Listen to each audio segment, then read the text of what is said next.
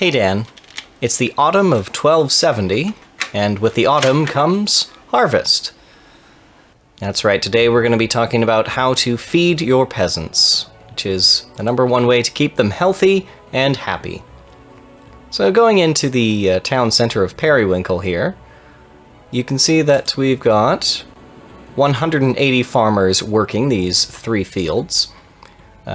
Each field had 10 sacks of grain sown back in the spring, and now they're ready to be harvested into 360 sacks. So here we have 360, and then 44 are going to be eaten. So overall, we're going to gain 316 sacks of grain. At the same time, because we have our dairy fields, with 535 dairy maids working and 168 head of cattle, we can expect 16 births, 7 deaths, so an overall change of 9. Now moving up into taupe, you can see that we don't have any wheat fields or grain fields. We have everyone working in the dairy fields, with an expected 22 births, 9 deaths, so overall 15 more head of cattle are going to be coming in this season. Now, the reason I wanted to start in the autumn is that, as you can see, the grain here is ready to be harvested, and when we end the turn, we'll gain that amount, and then it will be winter. And in winter, you can start planting grain to harvest later in the year. Now, you can only start your grain in the winter if you don't set a field to be growing grain at that time, then it won't grow anything that year, so it'll just essentially be useless. And since we have a limited number of fields, we want to be careful with managing how we feed our population. And in fact, most of our labor and workforce is going to be working to feed itself and the rest of our workforce, as well as any armies that have been raised. Now, in taupe, you can see that we have our collection of cattle here, but we don't actually have any grain. So if we wanted to change any of these fields to be growing grain during the next season, the winter, we wouldn't actually have anything to plant. So our 2 options would be to purchase some grain here at the market from this trader. Let's say we could buy 10 sacks of grain for 40 crowns. Very good. And our other option would be to go down to Periwinkle, and down here at the bottom, you can see in the center, there are these sort of sacks here. And this will allow you to redistribute your food. So you could, for example, send a few cattle and a few sacks of grain over from Periwinkle to taupe. Now, once we dispatch this shipment, it will create a little wagon, and the wagon will travel every season so many spaces. I think it's 10 or 15 spaces along the road, which means that it can take quite some time for it to reach its destination. So always be aware of what your supply of food is, and be aware of whether or not you need to go to one of these traveling merchants, or whether you need to use the dispatch materials button here to redistribute things. Now, since everything looks pretty good, we're just going to end the turn now. And you'll see, as winter starts, we will have gained a supply of wheat here. Very good. And you can see the little wagon of supplies, so I believe it moves 10 spaces along the road, is on its way to taupe. Now, if you'll look here, you'll see that this field is actually barren. So that's because there was a drought last summer that ruined that field. So in order to make it useful again, I'll have to click on that button there to start reclaiming it. And then I can reassign laborers. There we are. Into this section here. And they'll have it ready to go again in 4 seasons. Meanwhile, we have our 3 fields here. And if we go in, we can see once again we'll be planting 30 sacks. And that will grow 360 by the time it's ready to harvest in the autumn. Of course, if we wanted to increase that further, we could take those 2 fields. If you click on a field, it'll allow you to change what it is, so it can either be left fallow, be growing grain, or be set aside as pasture for cattle. But now that we have assigned more fields to be sown, that means we need more laborers to do the work. So we'll have to once again move some people around. And if we go up into taupe, we'll see that right now everything is set to be cattle entirely, but since we have those 10 sacks of wheat, why don't we take one of these fields and assign it to grain. And then we'll need a couple of workers there. Very good. Now, one thing you'll notice is that you can put more workers into the cattle fields, and generally speaking, that will increase the number of cattle that are going to be born or decrease the deaths expected. And in fact, you can take out quite a few. There we are. Let's find out what the exact number is before you actually start missing workers. So here we are. Normally we would expect to gain 2 this season, but if we put extra laborers in, then we expect an extra 9. Now if we take those out and we tried to put them into the wheat fields, you'll see that they do nothing. There's no additional benefit to having extra laborers in your wheat fields. So you might as well have them gathering resources, or if you like, assign them as dairy maids. Now the other thing I wanted to go over, and we're going to pass through a couple of seasons here. And you can see how the wheat fields continue to grow. So at first, they're just sort of budding in the spring here.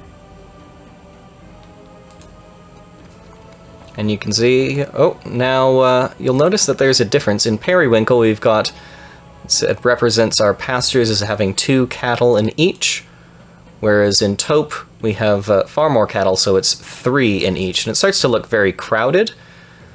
And if you actually go into the details, you'll see that you expect far more deaths to occur when the fields are that crowded. So, one thing that you can do is actually either let some of them die naturally, so that their numbers come down. You can either do that by taking dairy maids out of the fields, or you can do that by increasing the rations. Now, as you can see, the rations here, this is all based on what your population is. In taupe, we have 994 citizens. And here we have, let's see, let's check what the numbers are. So we have 247 animals, and each animal will make, I believe, 5 dairy meals, whether that's cheese or what have you, that's represented over here. So that means that the cows produce food without needing to be slaughtered. Now, if our population was higher, or if we wanted to feed more people, say by doubling our rations, now you see that we still produce only 1,235 dairy meals, but now we need to feed an additional 760 meals. So what that means is that 76 cattle will be slaughtered for their meat. And if we go into the details of the field, we'll see that represented here. So we expect 13 births, 8 deaths, but we're going to be eating 76 of them, which seems like a lot. Now, you don't usually need to double, or you can always triple your ration if you have enough food for it. But usually that's only something you do if you want to make your population very happy. You can see that tripling the ration increases their overall rating of you by 7, doubling it is a +4, and having a normal ration as +1. The other reason you would want to increase a ration is to recover from bad health. So right now, the health of both of our regions is good. There we are. But sometimes things like the Black Death will strike, and suddenly you will have citizens that are in poor health, in which case they will be dying at an elevated rate. And so increasing their food supply can help stem the tide of those deaths. And the other thing that you can see with this, and we'll do it down here in Periwinkle, is that you have the option to slide between the grain and the cattle. So right now there are 925 meals created through dairy, 246 meals created through grain. But if we wanted to shift that, you just click on this one here, or click and drag it. And you can see in this case, if we wanted to save all of our grain, we would need to slaughter 25 cattle to create those 250 more meals. Of course, we have a good amount of grain in this county, so we want to keep it over there. And this will usually automatically adjust if there are any issues that come up. Obviously, we can't feed anybody any grain in Taupe because we don't have any grain. We planted it all. Let's just end the turn there.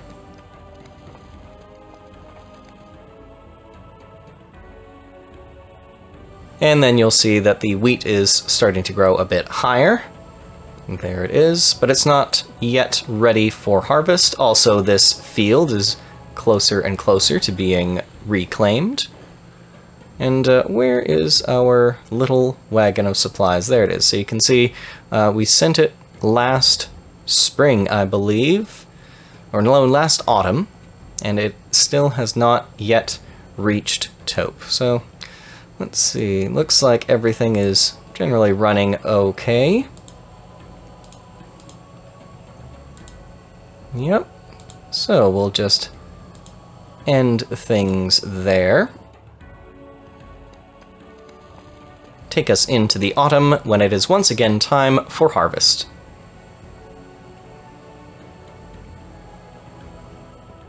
And here's one of the random events that occurs, or can occur. So a field has been lost from hot weather, and you can see that represented here by the sort of yellowed orange sort of quality to it. Now, we can't do anything to it this season. We'll have to wait one more season before we can start trying to reclaim it.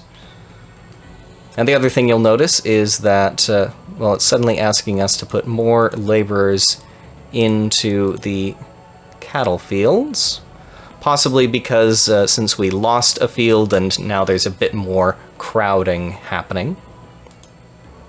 And down here, yes, similar thing. Now that now that this region, or this county, I should say, has all of this crowding, suddenly it's expecting a lot more deaths for the cattle, and it requires far more dairy maids. Now, one thing we could actually do, rather than allow those animals to die, what we can do is go to the market, and we'll just sell them. No, buy, sell, there we are. As you can see, each one sells for 12 crowns. And we've got a fairly good surplus, so what if we sold off 50 for 600 crowns? And if we go back now, you'll see the fields are not nearly as crowded, and we've gone from losing several this season to actually gaining once again. And I'm just going to move back around. Actually, I'll show you what happens if you don't have enough people working Oh no, wait, we'll do that in the winter, yes. Very good. And our dispatch is just about to arrive. Alright, and one more season. And we will harvest the grain and be ready to plant it once again. Now this field can be reclaimed.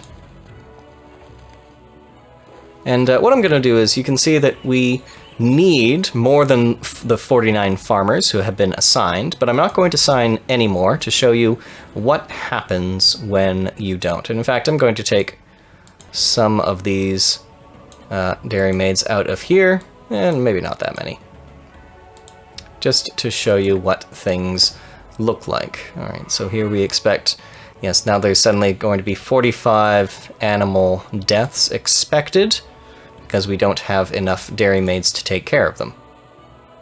And you can also see that as the population goes up, the amount of food that's required also goes up, which means that more of your supplies are going to be eaten. It's very important to keep your eye on not only your supply of food, but also your population. If your population exceeds your ability to feed it, the game will automatically take you either to half or quarter rations, or none, depending on just how bad things are. But you can always voluntarily do that if you need to save a bit of food. Say if you are in the autumn and you know that you need to save a bit of grain so that you have something to plant in the winter. But let's see what happens if we don't have enough workers in the fields, either for the dairy or for the grain.